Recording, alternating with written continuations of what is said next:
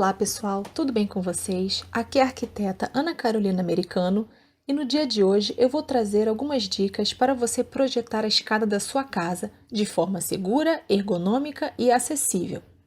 Lembrando que independentemente do tamanho ou da tipologia da sua escada, seja ela reta, em L, em U ou curva, as escadas devem ser concebidas seguindo as referências técnicas, como a NBR 9077, que é sobre as saídas de emergência em edifícios, e a NBR 9050, que é a acessibilidade a edificações, mobiliários, espaços e equipamentos urbanos, e sem esquecer as instruções técnicas do Corpo de Bombeiros. Qual a função da escada?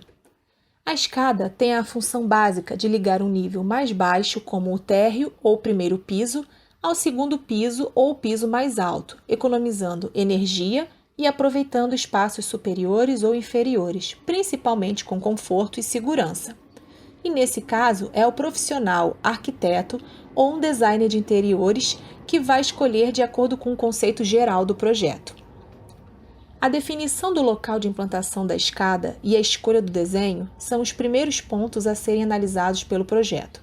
A localização deve ter como base um estudo capaz de impedir que haja ocorrência de cantos sem uso ou problemas de circulação no ambiente.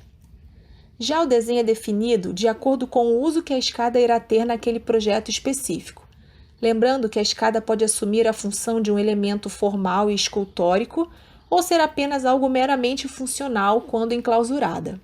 Os elementos que compõem uma escada padrão e segura são: o piso, são os contatos dos seus pés, são conhecidos também como degraus da escada. O espelho, que é a superfície vertical entre um piso e outro. É o local onde batemos com a ponta do nosso pé ao subir uma escada. E se houver crianças ou idosos na casa, por exemplo, o piso deve ser de material antiderrapante ou receber acabamentos com essa característica, como as lixas ou os sulcos colocados nas beiradas dos degraus. O patamar, que é a paradinha que a gente dá entre um lance e outro de escada, mais alongado que os pisos ou degraus. Eles servem como descanso ao subir uma escada que vence uma grande altura piso a piso, mas nem toda escada possui patamar. As escadas que vencem alturas a partir de 2,90 m devem possuir um patamar intermediário. O guarda-corpo é o elemento vertical ao longo das escadas que serve de proteção para que as pessoas não caiam. E o corrimão é um elemento presente no guarda-corpo e serve para as pessoas apoiarem as mãos ao subir ou descer uma escada. É fundamental para idosos e pessoas com limitações. Mas é obrigatório ter corrimão? Há regras específicas de acordo com a utilização da escada. As de uso público devem ter obrigatoriamente corrimão. Nas casas, esse elemento pode ser dispensado ou não. É uma escolha do arquiteto e do morador. Se ambos optarem por ele, a sua altura segura é de 90 centímetros. Os corrimãos devem permitir uma boa empunhadura e deslizamento da mão, sendo preferencialmente de seção circular, e é preciso deixar 4 centímetros de distância entre a parede e o corrimão. Hoje em dia, os tipos mais comuns de escadas encontradas tanto nas construções residenciais, industriais e comerciais são as escadas retas, que são boas para ambientes de no máximo 3,25 m de altura, ou ela fica muito cansativa. Se a distância for maior, você divide a escada em 2 ou mais lances com os patamares. A escada em L e U. Seus patamares servem de pontos de observação. É necessário ter essa parada toda vez que a estrutura mudar de direção. Embaixo dessas escadas cria-se um espaço livre, perfeito para lavabos ou dispensas. A escada caracol é o que ocupa menos espaço. O diâmetro mínimo de 1,5 m garante que os degraus não fiquem estreitos demais junto do eixo.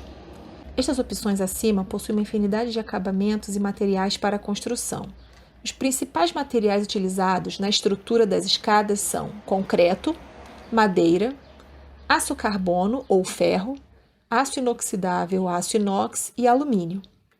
A escada é um dos principais elementos de uma edificação com pavimentos. Quando se deixar para analisar ou escolher a escada depois da estrutura geral do ambiente, isto pode causar diversos problemas, como, por exemplo, a falta de espaço adequado, a altura das vigas baixas que impedem a passagem por baixo, o rebaixo de teto, entre outros detalhes que podem inviabilizar a sua construção no local escolhido. E quais são os cuidados necessários na compra de modelos pré-fabricados? Após escolher o modelo, você deve procurar um fornecedor conhecido no mercado. Aceitar uma indicação de amigos ou de antigos clientes da empresa é uma boa opção. No showroom, faça um teste. Vá, experimente as escadas, suba e desça algumas vezes os degraus para você sentir literalmente se eles são firmes. Temos as opções em concreto, que precisa estar bem liso, e nas áreas externas, se ele estiver poroso, ficará mais frágil à umidade e às chuvas. Em madeira, esse tipo de estrutura pede cortes mais retos e encaixes perfeitos. É preciso habilidade para fortalecer os encaixes sem que a peça fique excessivamente robusta. As espécies mais indicadas para essas estruturas são o jatobá e o ipê, e todas as outras que são duras, resistentes e, em geral, mais escuras. Em metal, o aço carbono é a matéria-prima mais usada no modelo caracol. O segredo está em observar o nivelamento da escada. Basta verificar se as hastes do corrimão estão paralelas ao eixo da escada. Observe ainda se as soldas são uniformes e se os parafusos estão escondidos. De acordo com o arquiteto Leonardo Junqueira, um problema que denuncia falhas de dimensionamento em escadas é a relação de espelho e piso errada. Isso normalmente acontece por uma necessidade de economizar área, mas implica uma pisada desconfortável para o usuário.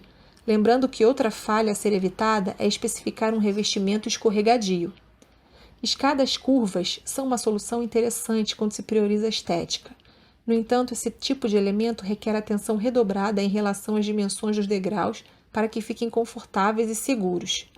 Para uma casa com crianças ou idosos, podemos pensar em escadas menos inclinadas, ponderando que quanto menor a inclinação, mais espaço a escada tende a ocupar. E quais as medidas de conforto e segurança de uma escada? É preciso ter muita atenção na sua execução. Vamos ver quais os números para uma escada ideal. A largura mínima do degrau tem de ser de 60 centímetros. Mas atenção, quanto mais largo o degrau, maior a sensação de segurança. A profundidade do piso, que é a parte a ser pisada, varia entre 25 e 30 centímetros. A altura entre os degraus, ou seja, o espelho, entre 15,5 e 19 centímetros. A inclinação da escada varia entre 30 e 35 graus em relação ao piso.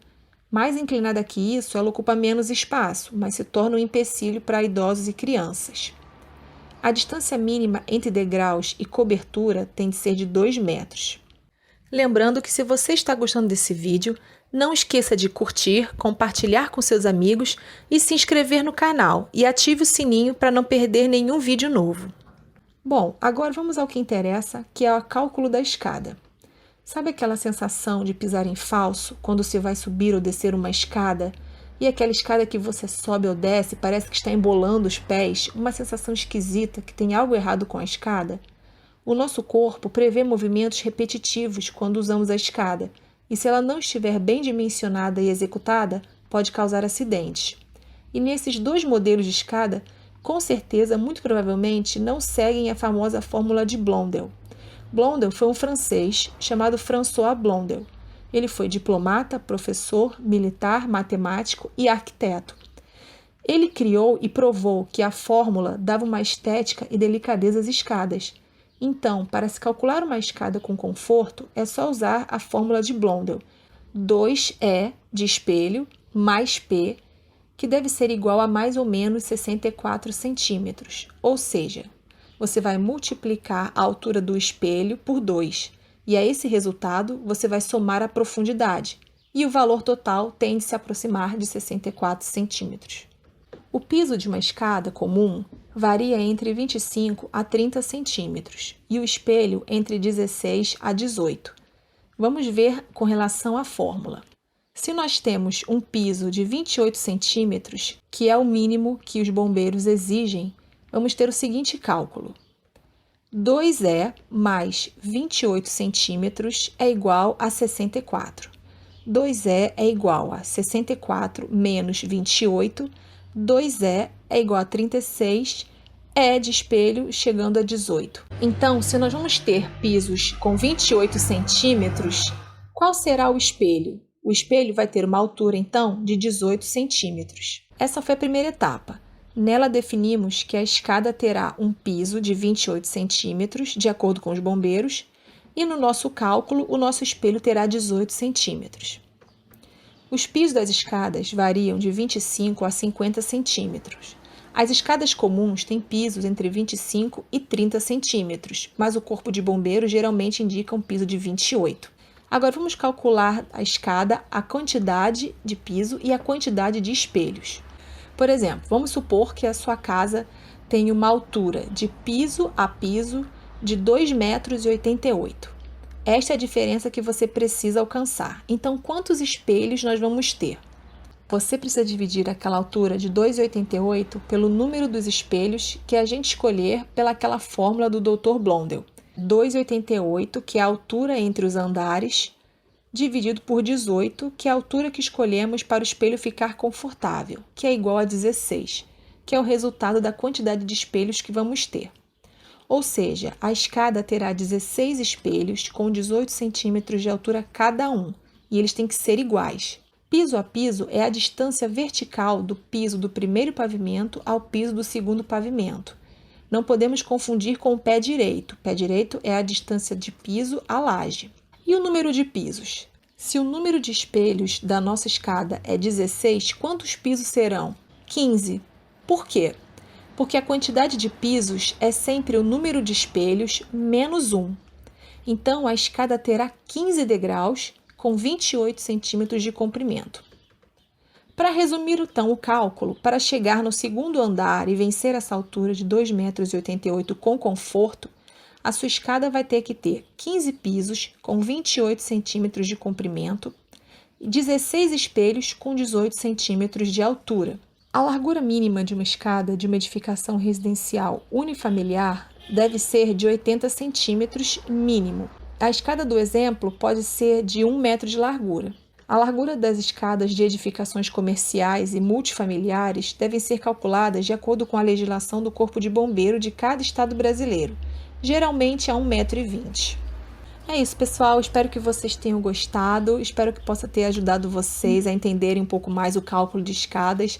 Se gostarem, compartilhem, curtam, dividam com seus amigos. Se tiverem qualquer dúvida ou comentário, deixem aqui embaixo do vídeo que eu vou adorar saber e ajudar vocês da melhor forma possível. Um grande beijo e até a próxima!